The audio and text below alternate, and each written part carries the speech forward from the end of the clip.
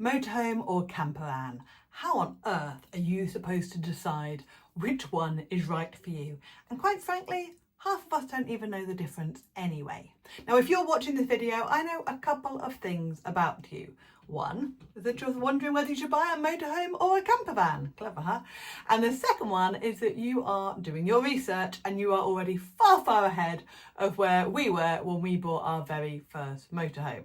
Of course, you could just be bored or indeed curious about whether or not you have bought the right vehicle already. Please let me know which one of those it is below in the comments so I can see if I'm right or not. But if you are looking to either buy your first motorhome or campervan or indeed upgrade and you're not sure which one you should go for, this is the video for you. I'm going to try and break down a few of the most important differences and why they might apply or be important to some people rather than others, because the important thing to remember is that there is no one best solution. What's right for me might not be right for you. In fact, what's right for me 5, 7, 8 years ago isn't what's right for me now. So our needs change, our needs are all different, and that's why there are indeed so many different types of leisure vehicle. Before we dive in, if you're new here, hi and welcome. My name is Kat from Wandering Bird. As you can see, I'm not in my motorhome, it's still in the garage, although my sincere hope by the time I actually get round to editing this and putting it up on YouTube is that it will be back with me. But right now it's been in the garage for 2.5 months, driving me insane, thankfully over winter. And I'm hoping that it will be back so I can continue on with my adventures very shortly. But my current motorhome is my third motorhome. The first two worked at the time, but were totally wrong for me at this stage of my life. And actually, when I ended up being separated and later divorced from my husband, I actually considered downsizing from a motorhome to a campervan because it was just going to be me and my dog Mac travelling, and I thought the motorhome would be too big for me to deal with on my own. And I went through this whole process of motorhome or campervan. I went and looked at loads and loads of different vehicles and layouts and things, and I made the decision to keep my motorhome and be brave and learn to drive it and figure it all out. But I went through this mental thought process, and I want to go through that with you because, again, what decision I made might not be right for you. You might not be 5'11", need the headroom and indeed the legroom or length on the beds, and you also might not have done thousands and thousands of miles all over the UK and Europe in a motorhome, and so have a little bit of that base knowledge. So let us start with the basic differences. What are the differences between a motorhome and a campervan? Now, for some vehicles it's very obvious. Campervans are generally smaller and they are based and they look like a van. Some of them will have beautiful graphics and things on the outside, but if you took all them off, you would be looking at a van. And if you weren't looking at the inside, just walk around the outside, you probably wouldn't see much different from your standard white builder van or something like that.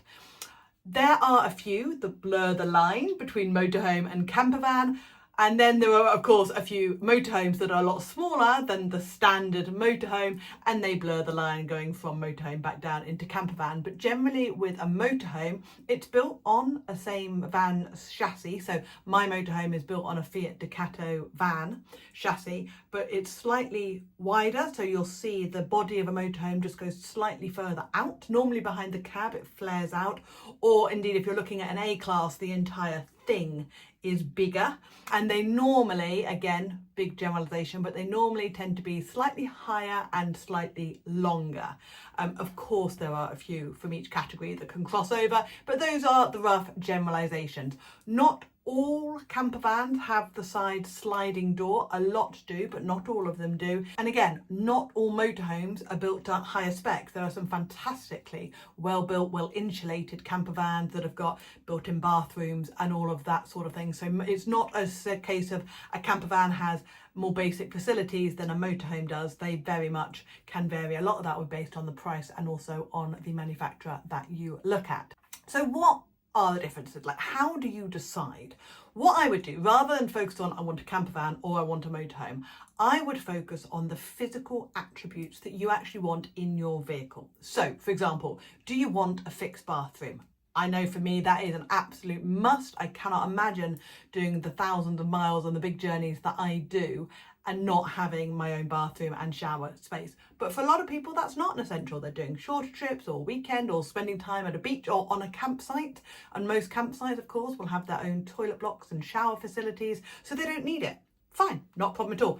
That's the first thing that I would look at. Second thing I would look at are berths and bed space. Generally, motorhomes, to get slightly bigger motorhomes, you can fit more people in. So if you're traveling as a family with children, or you want to take your grandkids, then a motorhome may, not always, but may be better suited for you because you've got those extra belts and berth space. And please remember that a 6-berth motorhome will not necessarily, and probably doesn't, have 6 seat belts properly fitted into it. So you do need to check that very carefully. Then I would also look at height and length restrictions. So by that, I mean, if you're going to be doing a lot of travelling around Europe, the toll cutoff for a category 2 vehicle going up to a category 4 vehicle is 3.05 metres. So most campervans will be under that, and any motorhome that's called a low profile, so it doesn't have the over cab built-in bed. It might have a drop-down bed over the cab, but not the actual bunk bit. If it doesn't have that, most motorhomes are under that 3 metre mark.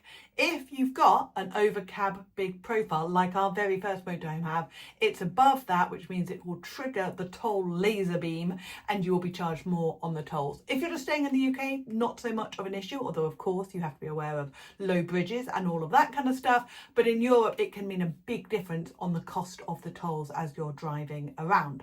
And then of course with length and also width as well to a little bit, generally motorhomes are wider. Where are you going to store the vehicle when you're not using it? If you are going to keep it on your driveway, do you have a length limit or a width limit that you have to comply with in order to get on your drive or get in a set parking space? If you do, then that's going to be a firm line that you have to then buy a vehicle within. If you can park it wherever, or if you're going to pay to put it in a storage unit, then you are free to get whatever kind of vehicle that you want. The next thing I would look at is the layout, both for a living point of view, but also from a bedroom point of view. And this will come down to how you plan to use the vehicle. If you just plan to go away for day trips or weekend trips, perhaps to visit things like festivals or events, then a smaller, more compact space may not be such a big deal for you. If you plan to do a lot of traveling solo, then having a smaller space where you feel more comfortable in and you can just be and exist in it, then that might not be such an issue for you. If there are more of you, you might want like a proper dining area with seats around it. You might want a fixed bed that you don't have to make up every single evening. I know my layout that I've got now, I've got a seating area at the front behind the cab, and then I've got a lounge area at the back of the motorhome. But I got so tired of making up that bed every night that I've actually taken the cushions out of the lounge area, had a proper mattress fitted and put in there, and that now stays as a fully made up bed, which is great. I have also got a drop down bed in my motorhome that I never use because it doesn't drop down far enough for me to sit up in. It drives me insane. So I ended up taking the mattress off that and all the slats, and I now call that my attic, which is a brilliant space to put things like coats and dog towels and the awning mat because I don't have a garage. So that's where all that kind of stuff goes. It's actually really useful. But there are different ways that you can look at these layouts, but it is important to have an idea on how you might use the vehicle. And it might be that now while you're working, you're going to use it for day or weekend trips, but your plan is in a year or two to go and live in it for 3 months whilst you tour around Europe.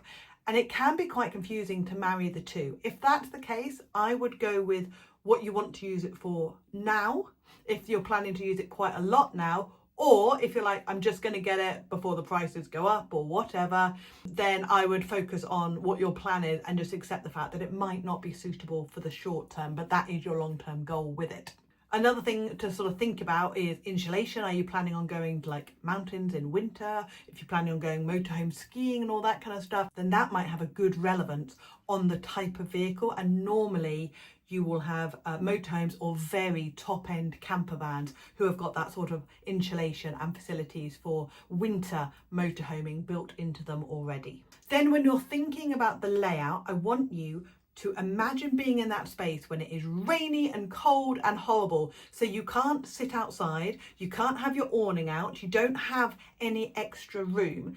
is that space big enough for you and anyone that you're going to be sharing it to stay in for a day or two when the weather is rubbish? Because that for me was the biggest reason I didn't downsize my motorhome to a camper van. When I went round all these smaller vans, I sat in it and thought, it's just not quite right for me now. I'm so used to the space and the living layout of the motorhome that downsizing into a camper van made me feel really quite claustrophobic. Again, my height didn't help with that. Camper vans are generally smaller, and I needed the longer bed layout and also the headroom.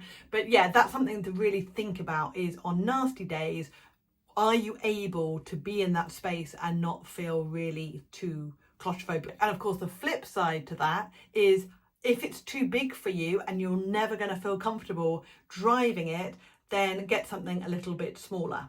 My only caveat to that is, when I separated from my husband, I was stuck on a campsite for 3 weeks. He disappeared and I was just like, I'm too scared to drive this thing. I genuinely don't have the confidence to drive this on my own. I'd never driven the motorhome. He insisted on driving and I was the navigator, which worked for us, but obviously not. And I had to go out at 4 o'clock in the morning, not even kidding, to gain the confidence of driving without a load of other traffic and stuff around me.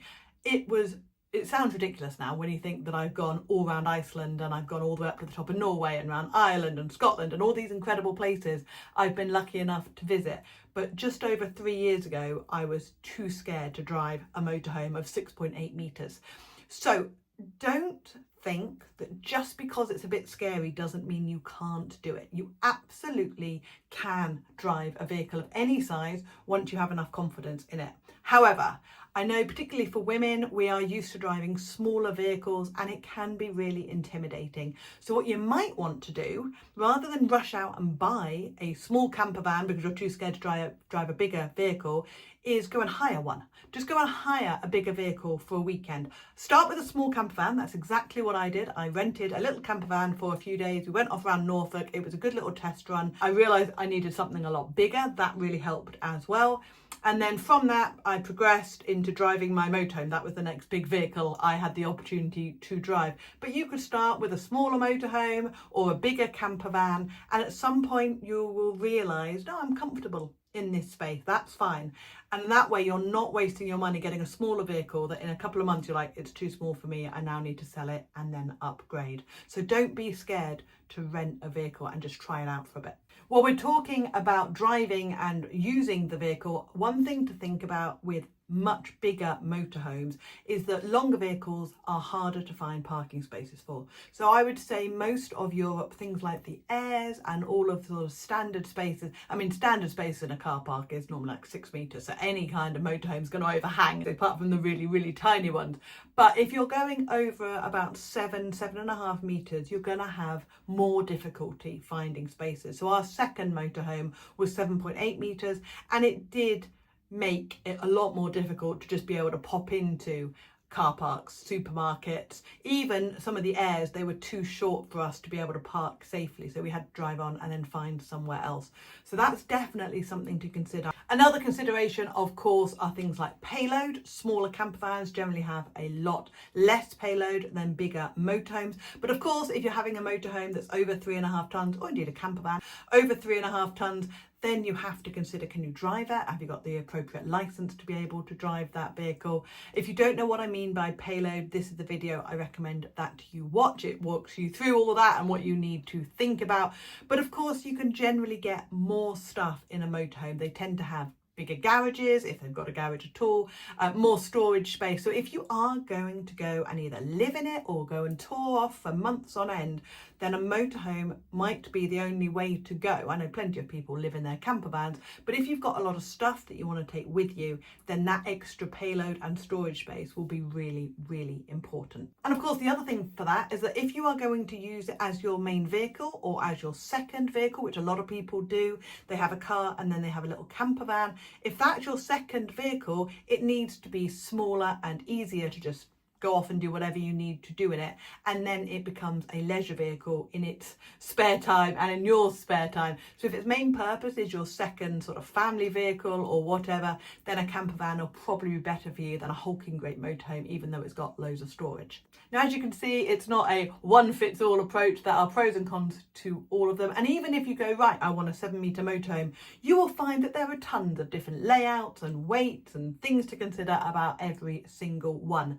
If you are going to go to something like the NEC Motorhome Show, which is coming up, or one of the other shows throughout the year, then download the free buying checklist and also decision matrix, which when you are looking around at various options, it will help you narrow down the ones that are best for you. And if you do want some more in-depth help for buying either a motorhome or a camper van, the Buyer Beware workshop is available. All the details for that will be in the notes for you. That's coming up very, very soon. So make sure you jump on that if you want an opportunity to learn more before you go to a show. If you are going to show, I recommend watching this video about the mistakes to avoid when you're buying at a motorhome show. And I will see you on the next video. Take care. Bye.